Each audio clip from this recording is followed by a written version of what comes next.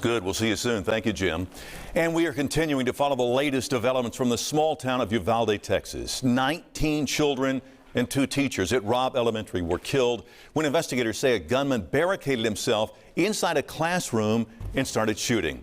Texas Governor Greg Abbott says this young man, 18-year-old Salvador Ramos, posted on Facebook just before shooting his grandmother and then went on this barrage into a 4th grade classroom, barricading himself inside with an AR-15 assault-style rifle. A 2nd grader from a neighboring classroom describes the terrifying moments. A teacher came to our room and warned us that it was happening, so we just ran to the back of the class and hid. And then we hid behind desks and chairs.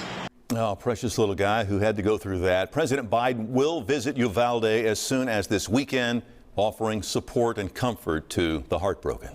And while the shooting in Texas leaves families across the country just rattled, some in Memphis say it hits even harder. A 13-year-old student at Cummings Elementary was injured back in September when another student shot him. Our WREG's Shay Arthur is live tonight with reflections from families of those Cummings students. Shay?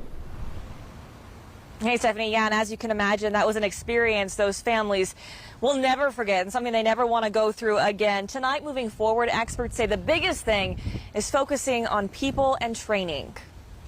Grandmother Bessie Wadley watched developments in Texas unfold in horror. Flashback. Took me right back to that day. This September day, 8 months ago, a 13-year-old Cummings K-8 school student shot on campus by another student. The teen survived, but with her 6 grandchildren attending the South Memphis school, the scare still seared in Wadley's mind. Of course, it wasn't as bad, thank God, but we all lived through the fear of not knowing what was going on with our kids. She says all she could initially think about was the range of emotions families in Texas had when learning there was a shooting at the school. Pure fear, And then I tried to go to the school. They won't allow you. They can't tell you anything, so fear. The question really isn't whether a shooting in Texas is a wake-up call. The question is, will we hit the snooze button and go back to sleep? Ken Trump with National School Safety and Security Services has worked in his field more than 30 years. He says while many look to metal detectors or cameras for security, we should focus on situational awareness. Any security technology is only as good as the weakest human link behind it. We have to invest on the people side, the situational awareness, the training, doing our drills, the mental health and student support prevention services. And that's what's really going to make a difference. Well, I always worry now. You always got that in the back of your head. You worry what's going to happen. And Stephanie Gregg, Miss Wadley, who you just heard from there, says now all she can do is pray for those families affected in Texas. We're live in Midtown tonight. Shay Arthur, WREG, News Channel 3. Yeah, a lot of prayers going up tonight. Shay, thanks.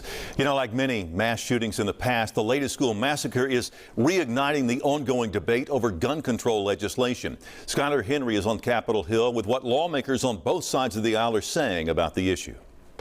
I'm just sick and tired. President Biden again addressed the need for gun control at the White House Wednesday. When in God's name will we do what needs to be done to, if not completely stop, fundamentally change the amount of the carnage that goes on in this country?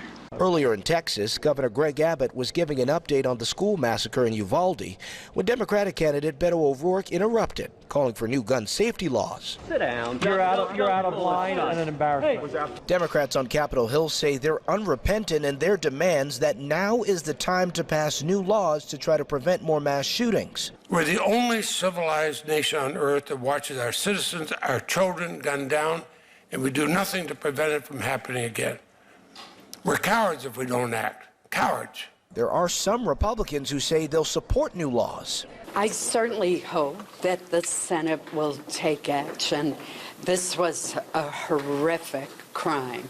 Democrats would need 10 Republicans to join them to pass new legislation. They don't have the votes. Republicans say the Senate should focus on mental health laws instead. I think any weapon is dangerous. Any firearm is potentially dangerous in the hands of a deranged lunatic. At the end of the day, the issue here is not the firearm, it's the lunatic. The National Rifle Association released a statement ahead of a conference that starts Friday, saying in part, although an investigation is underway and facts are still emerging, we recognize this was the act of a lone deranged criminal. Skyler Henry, CBS News, Capitol Hill. Senator Chuck Schumer says he is open to including gun safety amendments into a domestic terrorism bill, which could come up for a vote tomorrow. But Senate Republicans appear poised to block that bill from coming up for a final vote. Well, as many Americans call for gun control legislation, WREG investigators looked into who the National Rifle Association is funding in Washington. According to OpenSecrets.org, Senators Tom Cotton of Arkansas and Marsha Blackburn of Tennessee are both in the top 15 U.S. senators receiving support from the NRA over the course of their careers. The gun rights group has given nearly $2 million to Senator Cotton. That ranks him 10th in career support among active lawmakers. Senator Blackburn's $1.3 million puts her at number 14. It is important to note those numbers include money the NRA spent campaigning against their opponents.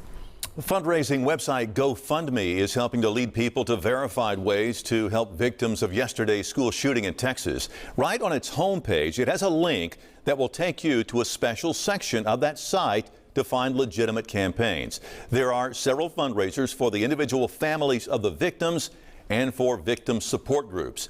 Now, many of those campaigns have already met their original goal or they're getting close to it.